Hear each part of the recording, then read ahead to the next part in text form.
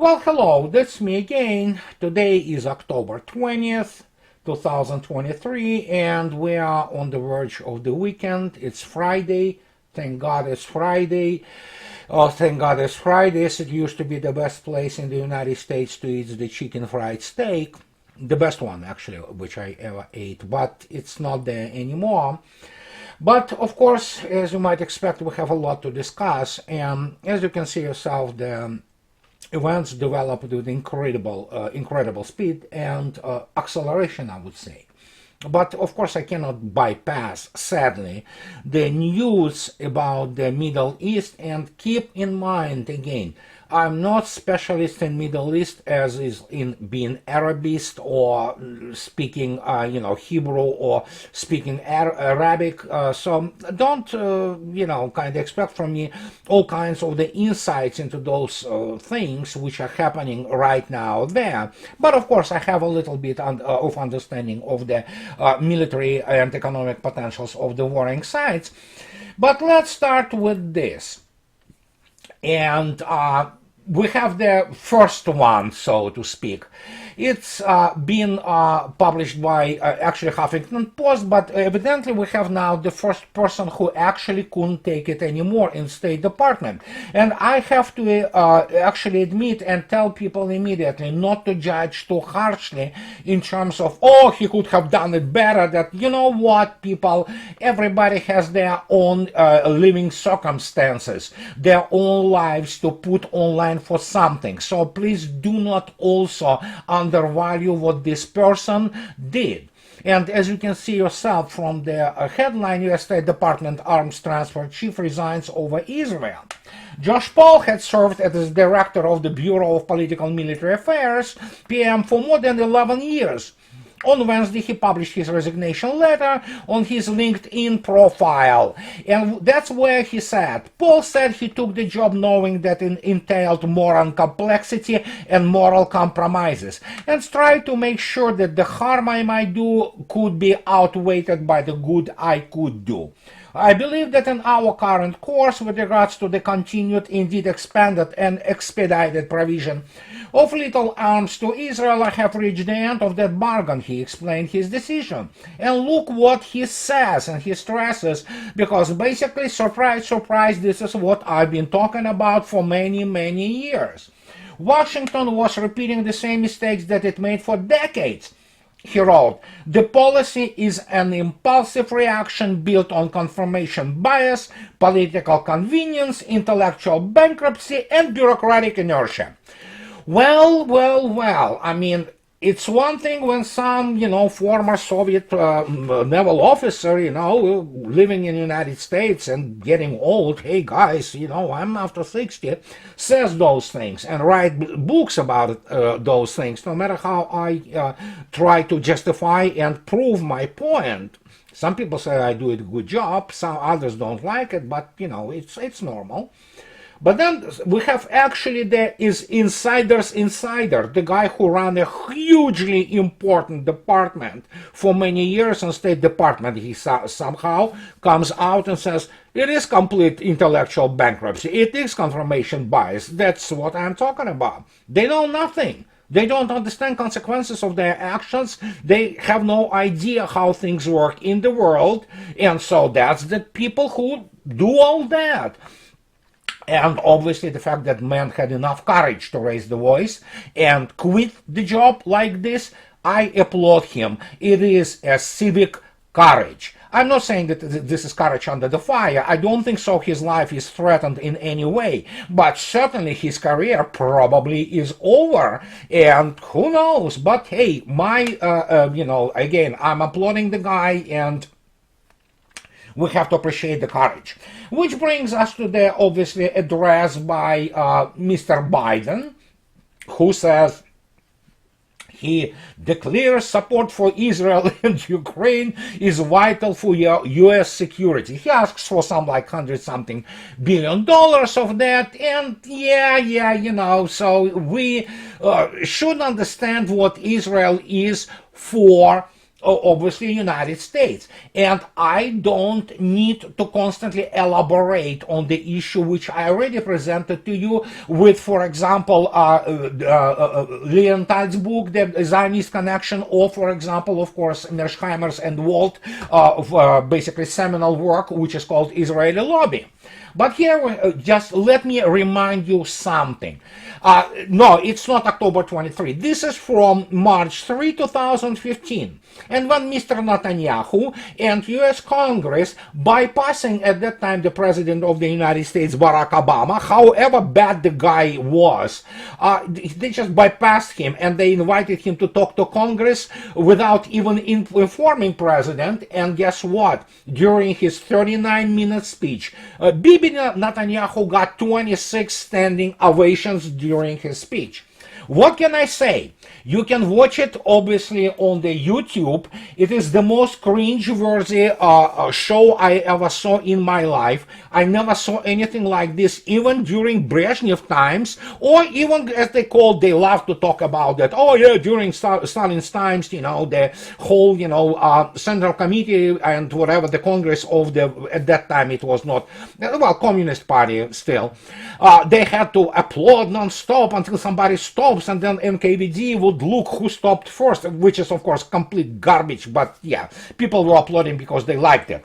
And here we are. This thing surpassed even Stalin's applause, you know, and this was one of the best indicators and manifest demonstration of how US Congress is basically owned by the American-Israeli Political Action Committee, and United States is the, well, slave of Israel, state of Israel. Although, of course, some Israelis might have, and they might have some kind of case, you know, to present that actually it's the other way around, that United States actually owns Israel. Well, I think so. It's kind of, you know, moot point.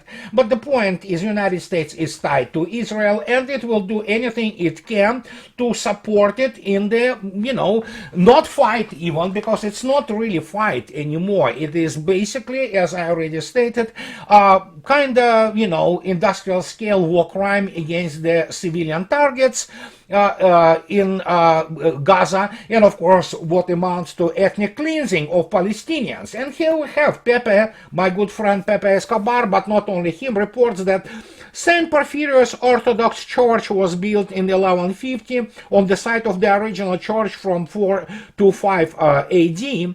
Beautiful building, priceless history. The church and monastery were housing more than 500 people, mostly women and children and babies, trying to escape Israeli bombing. Evidently, Israel did bomb this church. Well, what can I say?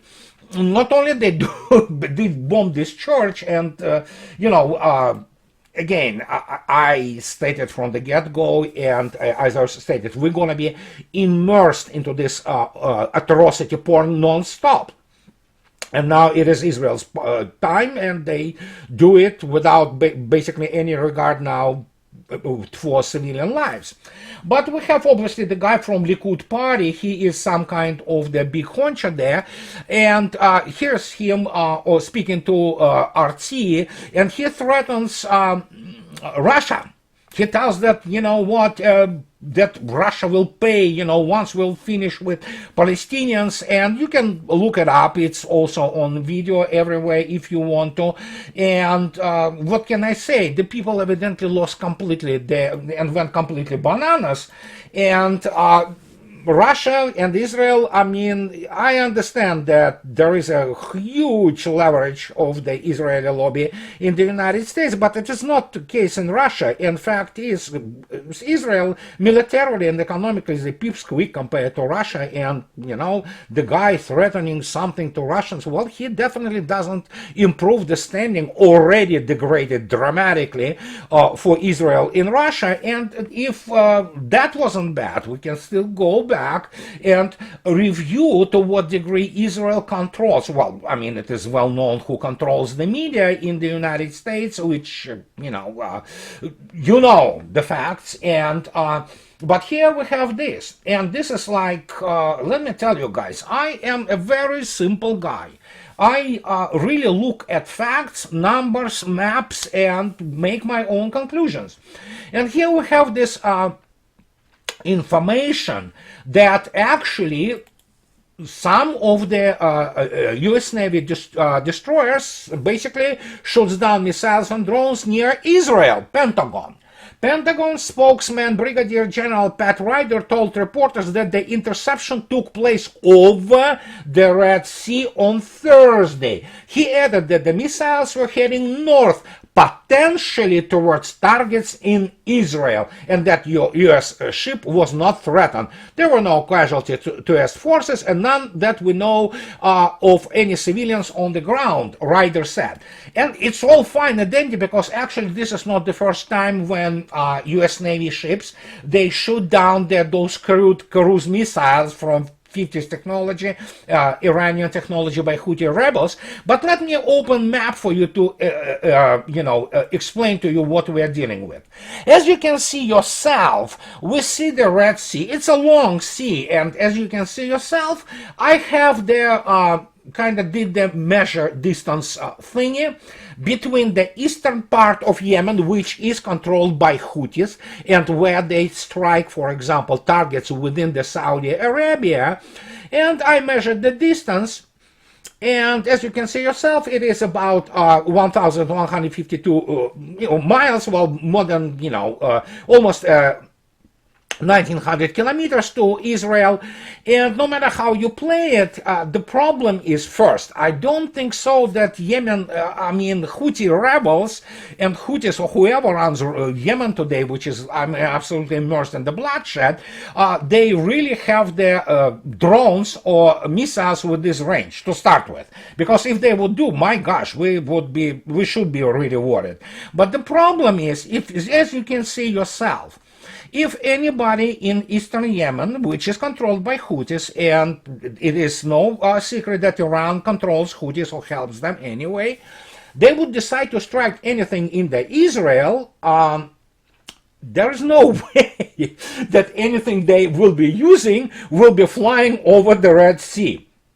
And in other words, you cannot shoot at Israel from Yemen and have whatever you're shooting, and we of course understand that Yemen is not using modern, highly sophisticated, command update, different flight path cruise missiles. It uses crude devices.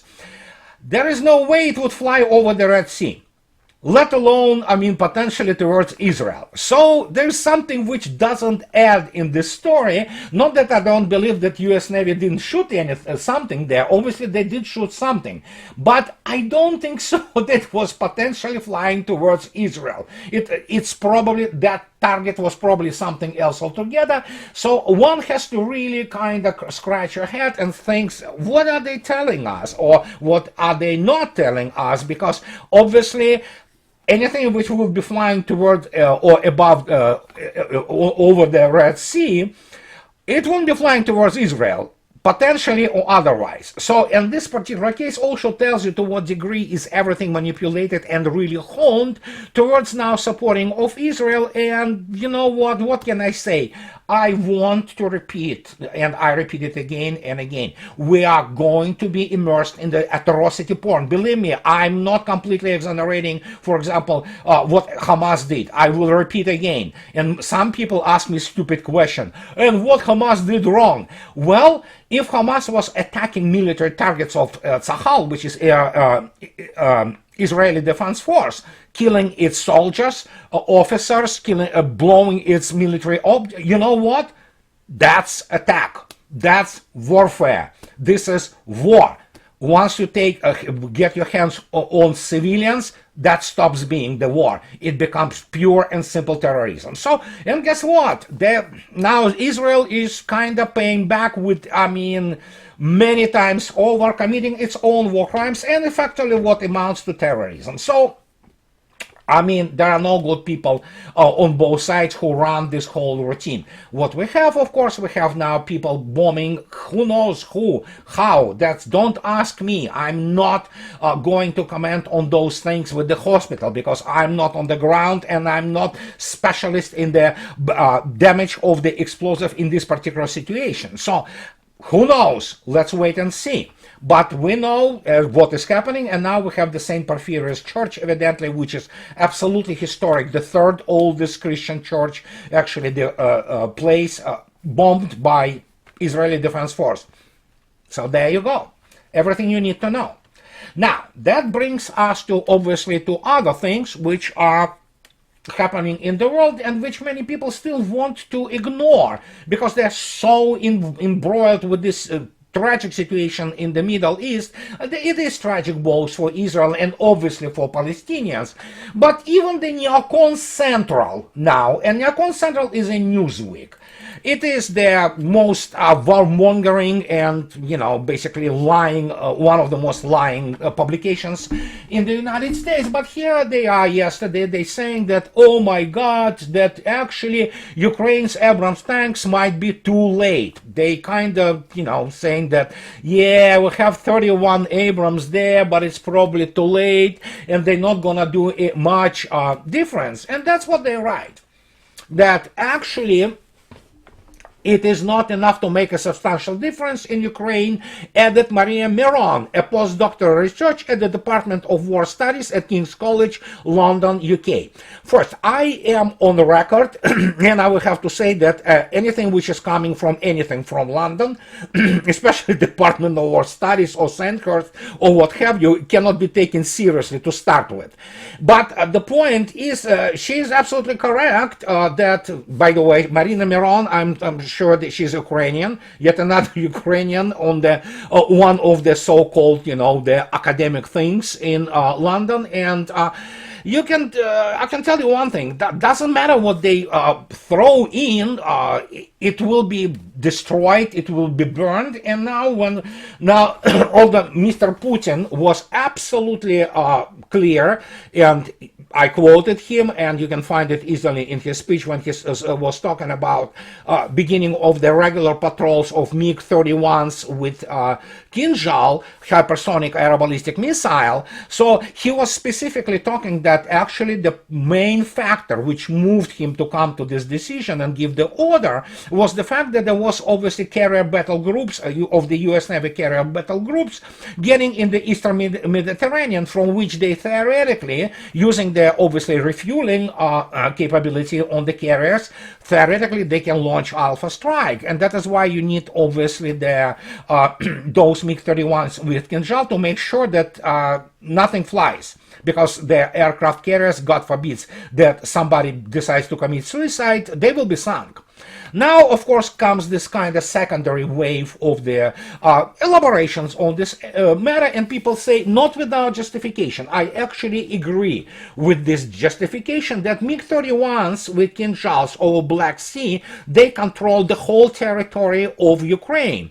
And once they begin to deliver those, whatever, MiG-31s, or, F-16s, and whatever they carry. So, they will not have time to do anything about it because they will be detected by Russian ISR complex, intelligence, surveillance, reconnaissance, and the targeting will be issued immediately to the MiG-31 on patrol, or number of MiG-31s with Kinzhals. So consider the fact that Kinzhal flies, actually it's called Mach 9 plus.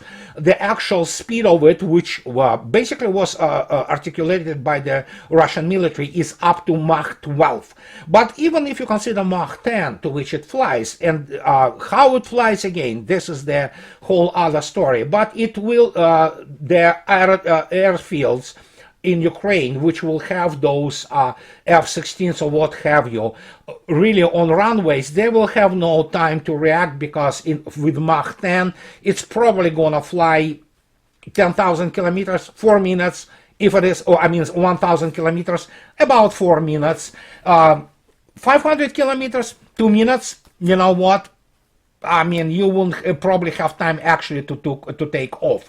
So that's also the factor which plays a big time role in this consideration of MiG-31s. And again, Russia does control much of the Ukrainian airspace. It doesn't mean that you constantly have the time to react, especially when you consider the fact that United States and its full space-based intelligence assets working 24/7, non-stop for Ukraine. This is, of course, hiding behind the backs of Ukrainians, but it's pretty much American modus of operandi to do things through their proxy, and because they know they cannot fight the war and they will be completely, utterly defeated if they decide to do so. Not to speak about it, United States is the country which is biased towards the escalation to nuclear threshold because of the weakness of its conventional forces. But that also shouldn't basically close to us the other observations, for example. And of course, we talk about, while this whole horrendous situation happening in the Middle East, we have also the Mr. Razvazhaev, who is the mayor of Sevastopol, yesterday, he said that French rocket is going home. He's talking about one of the whatever Scalp or Storm Shadows, which hit the building of the headquarters of the Black Sea Fleet in Sevastopol. And what he stated, it was very simple. He basically presented the group of the French journalists who came to Sevastopol recently, a couple of days ago, and he said, according to him, judging by the reaction when he presented them, the pieces of the basically the fragments of this missile, which turned out to be French-made, and he presented those French journalists, with these pieces, and according to him, judging by the reaction of the representative of the French press, Poncinette Anne Audat, she was unpleasantly surprised when she learned that the missile that attacked Sevastopol turned out to be a French manufacturer and developer of MBDA missile system. And so Russians don't expect journalists to report about this, especially French journalists, but at least they say that they reportedly said it somewhere on the website, on the online. So, but you know what? Yeah, this is French participation, cowardly, from the behind, hiding behind, backs of Ukrainians. But yeah, that's Mr. Macron and French elites willing to kind of remind everybody that they still matter. They don't. But here it is. This is a very interesting piece of news. And of course, we have this thing, which of course many people simply do not want to take into account when we talk about the serious geopolitics and massive, shits which are happening right this very minute. And guess what? The US is running out of ways to influence oil price. The editorial department of the oil price decided to kind of weigh in with this whole conclusion, which everybody who has a half brain knew this all along. And they talk basically about this. Meanwhile, crude oil prices are running hot after the war between Israel and Hamas raised geopolitical tensions in the Middle East, along with Russia and Iran falling under Western sanctions, although neither has seen much losses to their oil export. Well, somebody finally begins to admit it, and as I already stated, not only Russia didn't lose much in terms of oil, it's actually the price cap played well into the hands of the Asian customers, but I mean, Russia sells crude above the price and price cap which they established, but in the end, many people still don't know that right this very minute, actually maybe no, yesterday I think so, they concluded their negotiations between European Union and United States, and United States is erecting the very serious, the barriers, trade barriers for basically European steel, cars, and what have you. And that is just another step in squeezing and effectively killing European Union industry, especially Germany. And now, what can I say? Europeans chose that fate for themselves. And again, I'm sick and tired listening to this. But you didn't, we don't have any, basically bearing on that. Yes, you do. Yes, you do. Stop saying this. Russians had bearing basically on their fate in 1996 when they re-elected Yeltsin. They did the same actually in 1992. Guess what? Russians learned their lesson after 8 years, and we know what happened. Well, if Europeans cannot learn their lessons and they continue to basically do the same thing over and over, and don't tell me that anything will change. Next elections, guess what? Europeans will elect the same people. And the point is, of course, that, I never saw anything this in my life. I lived through the collapse of the Soviet Union, but what I'm observing Europe doing to itself, it's unbelievable. And again, as I stated, from the purely strategic point of view, the American plan makes sense. Let's eat our allies because we want to eat ourselves. And obviously, we're not going to go hungry. Let Europeans basically go hungry themselves, and they will. They're already beginning to feel that brunt.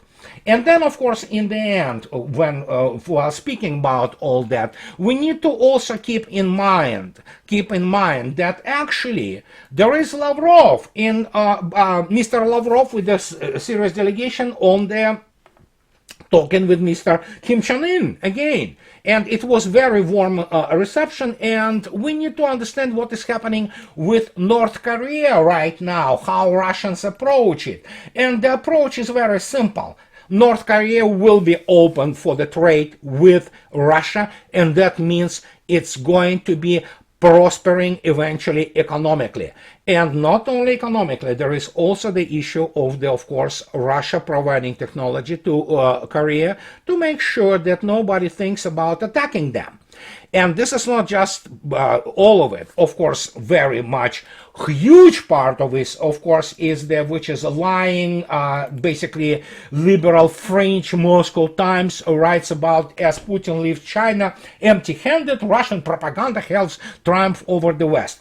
Well, we need to understand what Moscow Times is. It's basically couldn't be used even as the toilet paper during the crisis times. But the point is that obviously they lie because Vladimir Putin's visit to China was a triumph indeed, and not only because of the colossal grain and other food agricultural product deliveries to China, which amounts to 2.5 trillion rubles. Actually, it's in excess of $25 billion, but it is also the issue that China will begin to produce Russian helicopters in China with Russian supervision and licensing. But there is another important thing which many people kind of do not understand what is going on. Russia withdrew de facto from the joint Russian CR, China-Russia 929 wide-body aircraft project.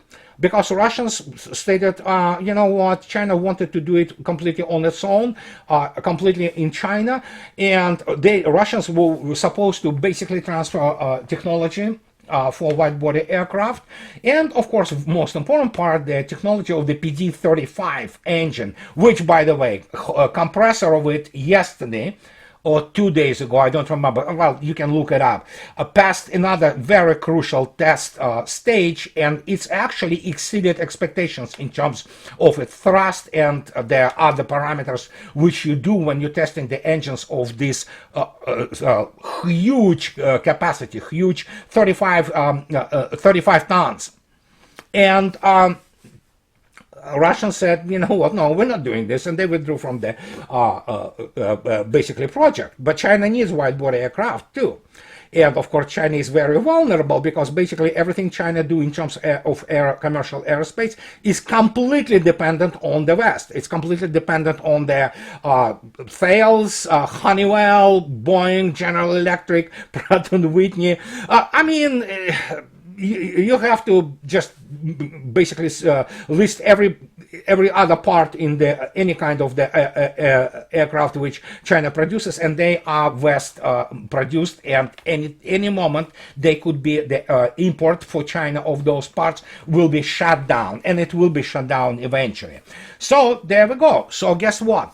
Putin and China also basically created their agency, and 100 billion rubles have been already kind of invested in it, which will be dealing with the development of the commercial aerospace technologies. But in this case, Russians will not transfer anything for free or under value, and that is a huge accomplishment in itself. And that means that eventually down the road we will see Russian Chinese wide body aircraft, but it will be done on Russian conditions, and Russia will decide what kind of technologies China will be getting access to. So that's what it is. And you go through those things apart from the geopolitical decisions on the BRI, which is bribe, basically Belt and Road Initiative, and how Russia basically begins to plug in its Eurasian transportation and logistic networks, and how she develops it. And you begin the clear picture that basically, guys, yeah, the petrodollar is over, done, over. The same goes for basically European economy, and militarily, that's the whole arrangement. And I was writing about this arrangement for years and years and years. Go to my blog and you can take a look at those arrangements. China will be a manufacturing house of primarily, not primarily actually, but mostly in consumer goods sector, while Russia will be responsible for the defense, military defense of the realm by the very advanced engineering and military industrial complex, which China doesn't have. Many people still do not understand that. And that's the arrangement. It's a good arrangement. Many countries are beginning to, especially East Eurasia, they understand what is on offering, and they want to be the part of it, because it is about prosperity, and it is about being screened from any kind of the Western, well, let's call it neocolonialism or whatever have you. But basically it is blackmail. And this is what I wanted to tell you today, guys, to understand that actually world still revolves. The earth still turns around, or is turning, if you wish. And we have to keep in mind that despite this tragedy which is unfolding in the Middle East, world never stopped working. World never stopped observing itself, and it's evolving as we speak. And again, we live in a completely new paradigm, and even the fact that we have finally some very important top-level bureaucrats in Washington, D.C. speaking openly, well, that tells you something. So, as always, guys, those who like what I do, please subscribe to my channel. And those who can afford, please support me on Patreon or buy me a coffee or 15. So, but what can I say? Have a nice weekend, and I'll be talking to you later, guys. Bye-bye.